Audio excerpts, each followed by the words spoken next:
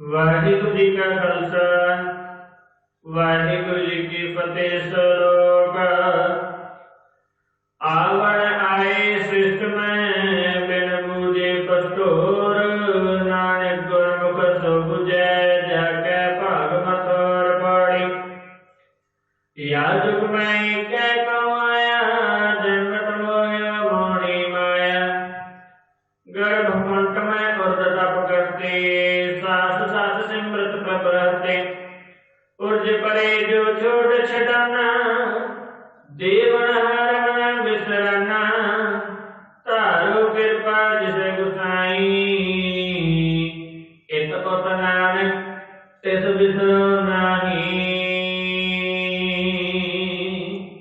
वाहिगुरु जी का खालसा वाहिगुरु जी की फतेह। दासन दास कह जा नानक, जेहा तुम कराए हैं तेहा हूं करीब क्या। सो गुरु प्यारे गुरु सारी सत्संग जीओ, जो लड़ीवार विचार चल रही है धन गुरु अर्जन देव जी की मुबारक रचना तो उच्चारण किया है।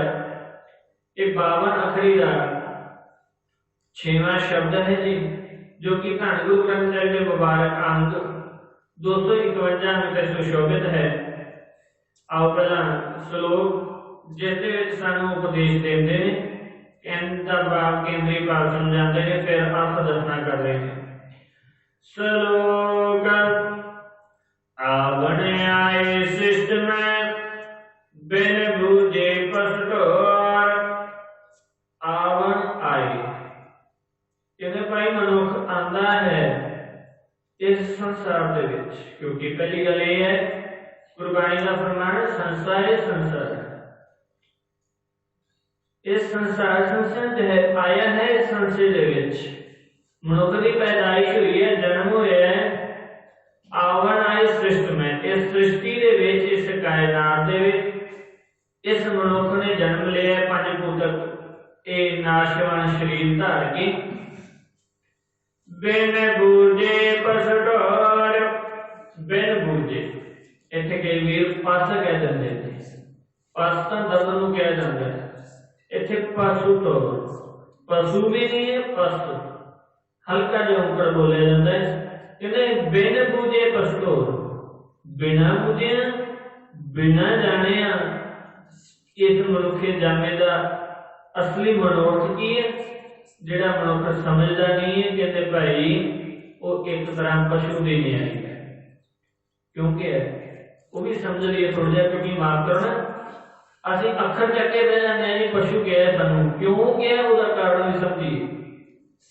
कहते पेट भरे हो पशुआ जो सोयो, मानुष जन्म है हारियो ने। कहते भाई पेट भर लेंदा है, खा लिया पी लिया गल्लां बातां कर ली, मनोरंजन कर लिया ते फिर सो गया। कोई सिमरन नहीं, कोई बंदगी नहीं, कोई किसी का भला नहीं करना, किसी का चंगा नहीं करना, हर वेले मंदा सोचना। कहते मंदा तो पशु सोचता है, वो भी आपका हड तोड़ के असीत आपका मोल का दे जाता है। गुरु साहब की बाणी कहती है, एक होर उदाहरण ले लीजिए। एक पहला उदाहरण दे दिता भी खाण पीण के चक्कर दे विच, ये रसना के चक्कर से मनुख पशु की न्याय खाता रहता है, सौंदा है, अवेसला होकर सौंदा है। इसमें ये नहीं पता भी मैं इस संसार को कूच करना है। तो दूसरा उदाहरण गुरु साहब बख्शिश कर रहे हैं, खाना पीना हसना सोना विसर गया है मरना। कहते भाई जी खाना याद है, पीना याद है, सोना याद है, हसना याद है, तो मरना क्यों भूले हैं, अवेसला क्यों है। जे कहते ये अखीरली चीज भूल गए हैं तो तू पशु की न्याय है। इत्थे तक गुरु साहब ने कहता पौड़ी छुड़की फिर हाथ ना आवे अहला जन्म गवाया।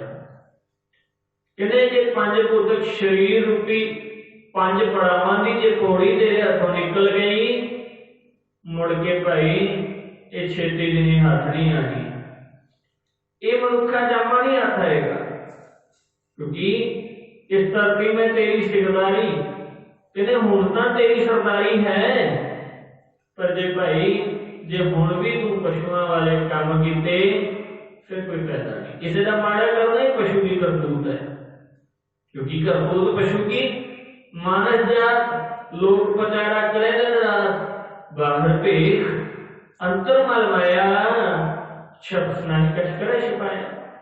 अगे सुखमनी साहिब की जो लड़ी वार विचार आएगी ना, उसदे विच पशु दीयां करतूतां की ने, काम मनुख की करदा, पूरी एक अष्टपदी इस डिटेल ते है, पूरी की पूरी अष्टपदी 8 पदियां दे विच डिटेल दित्ती।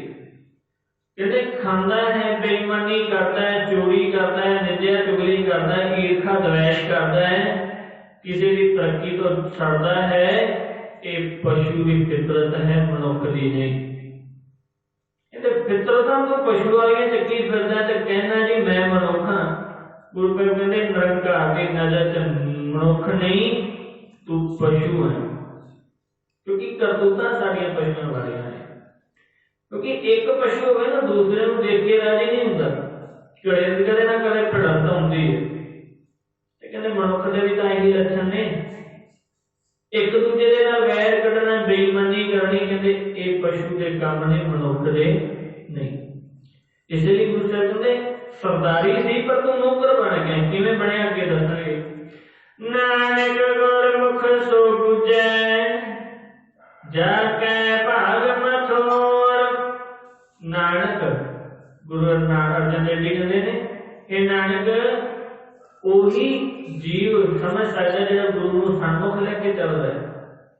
जाके भाग मथोर, जिहदे मत्थे ते गुरु हाथ धरदे, उस दिन में पता लगता है भी ये संसार नाशवंत है, मेरा हंकार नाशवंत है, धीआं पुत्र नाशवंत ने, ते ये जिहड़ी कायनात दिख रही है सारी की सारी नाशवंत है, भाव मरण दे विच है। क्योंकि जो उपजो सो बिनस है, परवान के का नानक हर गुर गए ने छाड़ डल जंजाल। कहंदे जंजाल है माया दा, तू समझदा बड़ा मिठा है, पर कहते जिथे माया नहीं साथ देती उसे निरंकार साथ देता है।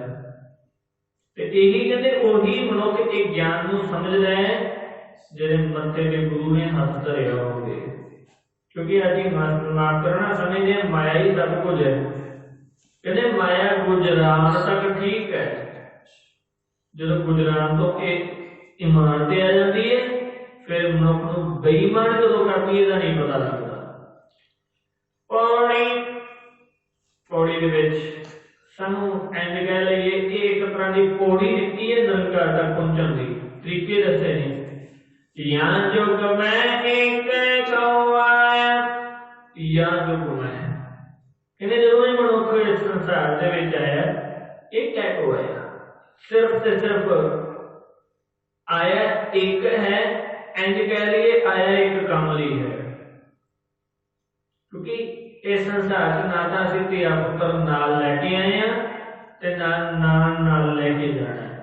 पैदाइश भी इस संसार च होई है ते नाश भी इस संसार च होना है, ये सानूं पता है। पर असीं मनदे नहीं हां, सुणदे हां पर मनदे नहीं, ते जे मन लैंदे हां तां जिंदगी च अमल नहीं करते। कमी साडी इत्थे पैंदी एक को आया, जिहड़े एक काम लई आए अपना मनुखा जामा सफला करना। पर होया कि यह सच जन्मत मोहियो मोहनी माया। कहते जन्मत इत्थे जन्म भी लिखा जा सकता है, पर इत्थे जन्मत लिखे एक दूजा तोल भाव पूरा करने लई। कहते जदों इस संसार दे विच मनुख ने जन्म लिया है, मोहियो मोहनी माया। कहते जन्म लेंदे सारे इसको माया ने मोह लिया, माया ने छल लिया। असीं कहते सानू किहड़ा छलण वाला है। तो गुरु पातशाह ने बाणी कहती है जदों भाई पहला स्वास लिया माया ने तो पहली छली उदों मार दी तेरे ते। क्योंकि जैसी अग्न उद्रम है तैसी बाहर माया, माया अग्नि सब इको जेही करता है खेल रहता है। कहते माया है चाहे तो कुंभी नरक नहीं समझ रहा है, तो जो कुंभी नरक तो बाहर आया तो कुंभी नरक तो भी भयानक है माया है। नरक दे विच कहते निरंकारता ते आंदा रहे, पर माया ने ऐसा तेरा दीन ईमान लुटे है, तेनू पता नहीं लग्या, पर तेरा सुख भी गया, चैन भी गया। ये माया टिकन नहीं देती। ये तेरा इंज कहने इंसानियत मनुख के जन्म लेंदे सारे इसको खिंचनी शुरू कर देती। जिवें जिवें वड्डा होया माया का मोह वधदा गया, ते माया ने ऐसा अपने पंजे च जकड़िया, बिन दंता जग खाया। ये माया मोहनी कहते बड़ी मोहनी है, इन्हें सारे संसार में बिना दंता के चुका रखे। ऐसी कोई चीज नहीं है जो बिना दंता के खाई जाए, पर इस माया ने मनुख का सुख भी खा रखे ते चैन भी खा रखे। मनुख को तृप्ति नहीं होती माया चले गई। यही गुरु कहते हैं गर्भ कुंठ में ऊर्ध्वता पकड़ते। गर्भ एक भी बेनती आई की कई बार दास ने, गर्भ होंगे माता के उदर वास्ते गर्भ, ते जदों गर्भ बब्बे दे नाल आ गया ते हंकार की गल आती है। बब्बे दे नाल आ गया हंकार की गल आती है। इसलिए इस डिफरेंस को थोड़ा जिहा समझ लीजिए ताकि सानू गुरबाणी समझने के विचार में सरल हो जाए। कहते भाई गर्भ कुंठ में उद तप करते। कहते जो माता के उस जठरा अगन दे विच उस समय पुट्ठा लटकिया होया भी सिमरन कर रहे थे, निरंकार ते आ रहा सी, ताई तत्ती वाणी लगी। मुख तले पैर ऊपर है, वसंदो हथड़ा खाए नानक सुतरी, क्योंकि सारे उतरे चिंता नाई। कहते अज मनुख दुनिया च आ गए ते पुट्ठा लटकिया होवे ते ज्यादा देर जिंदा नहीं रहता। पर कहते धन निरंकार तेरी कुदरत, ये लंक पुट्ठा रहा सी, पर इस दे सिमरन दी रोह ऐसी सी, पुट्ठे लंकियां भी इसकी लिव तेरे नाल जुड़ी सी, तेरे नाल एक मिल सी। कहते एडे कुहथड़ा भाव नरक कह लीए, गुरु ग्रंथ की बाणी ने कुहथड़ा था मनिया है। कहते नरक के विचों कुंभी नरक ने मनुख बच के आया है। जे भाई उस कुंभी नरक जो बच सकता है तो ये माया भी कुंभी नरक है, इसको भी बच सकता, पर कदों जो गुरु का ज्ञान रहेगा, जब गुरु का सिमरन करेगा, बंदगी करेगा, इंसान वाले इंसानियत वाले काम करेगा, जीवन का भला करेगा, फिर ये बच सकता है। यही कहते हैं, कहते मनुख संसार जाके सीधा जरूर हो गया है, पर हुण सीधा होया तेरी मत पुठी हो गई है। पहला ये पुठा सी, पर ये मत सीधी सी, निरंकार नाल सुरती जुड़ी सी। हुण ये आप तो सीधा है संसार च, पर ये मत पुठी है, मत पशुओं वाली है। यही गुरु कहते जन्म लेंदे सार पशु वृत्ति के माया ने तेरे च पाई है। यही गुरु अपन समझाना करते हैं, साथ साथ सिमृत प्रभ रहते। कहते भाई श्वास श्वास करके तू सिमरदा है। पुट्ठा लटकिया भी निरंकार ध्यानदा सी।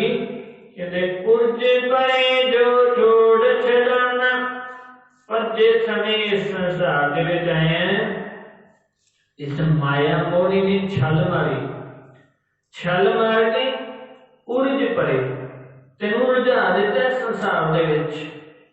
जो छोड़ छड़ाना, जिहड़ी चीज छड़ के जानी है उहदे विच तेनू उलझा दिता है।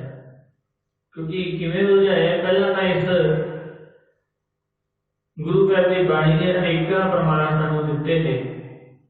पहले प्यार लगा थन दुध, दूजा माए बाप की सुध, तीजा भैया भाभी बेग, चौथा प्यार पन्नी खेद, पंजवें खान पीन की धात, छेवें कामना पूछे जा, सतवें संज किया करवार, अठवें हुआ क्रोध हुआ विनाश, नावें धाले धोले उपेशा, आया गया जगीर पुकारे धाम।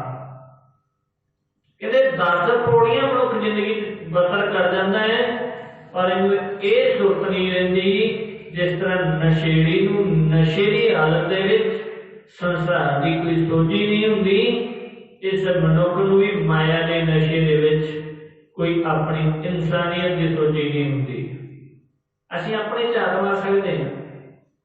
कदे कोई जिंदगी च ऐसा पल होएगा जदों असीं कहांगे जी बड़ा सोहना समा बीत्या, बड़ा ऐ जिहा आनंदमई समा फिर बने। कोई लखा करोड़ा में एक दिन होएगा, क्योंकि उदास नहीं कह रहे, गुरु की बाणी कह रही है। कहते क्यों लखा करोड़ा जो एक दिन? क्योंकि उस दिन तेरा मन टिक गया, मन तेरे निज स्वरूप च आ गया। नहीं तो माफ करना, मन साडा माया मोहनी ने मोह लिया, इस माया के पीछे घूम रहा है। तो माया त्रिगुणी है, सिर्फ पैसे को माया नहीं गिनेगा, त्रिगुणी माया को क्या है। कहते भाई देव उलझ परी जो छोड़ छड़ाना, उसे देव च उलझिया पिया है। काम क्रोध लोभ मोह अहंकार ईर्खा द्वेष निंदिया चुगली मेर तेर हंगता, जेड़ा छड़ के जाना है, जेड़ा माया का लक्षण है, माया ने के तेरे पीछे पाया है भाई, इसे दे विच सारी जिंदगी उलझिया रह जाता है। देवण मन बिसरना, कहते देनहार दाते नूं भुल गए, क्योंकि माफ करना साडी बड़े कह रही है ना स्वार्थी सी, साडी ऐसी व्यवस्था है। देवनहार दात प्यारी विसरिया दाता, जाने नाही मरण विचारा, वस्त पराई कोठ रोवे, कर्म धर्म सगलाई खोवे। गुरु घर ने कहते भाई जे मान लै गुआंढी की चीज होवे, उठते बहते सौंदे की कहे मेरी चीज है मेरी चीज है, कहते कदे तेरी हो नहीं चली, क्योंकि वो गुआंढी की है, मुल उन्हें खरीदी है। इसे तरह इस श्वास भी तू मुल लैके आए हैं, इनू समझना शायद पंचभूतक शरीर भी मेरा, श्वास भी मेरे। ते गुरु ग्रंथ की बाणी कहती है ये तेरे नहीं, जेड़ी चीज पराई है उसने नु रो रहे हैं। ऐसी मूर्खताई बंदा नहीं कर सकता, पशु कर सकता है। असि किधरों मनुखा फिर सानू मनुखताई का एक लफ्ज, एक असूल नहीं पता, असि अपने आप को मनुख कहते हैं। करतूतां सारियां पशुआं वालियां ने, जिंदगी दे विच कोई निमरता भाव, कोई प्यार प्रेम उत्फाक नहीं है, ते असीं समझदे असीं मनुख हां।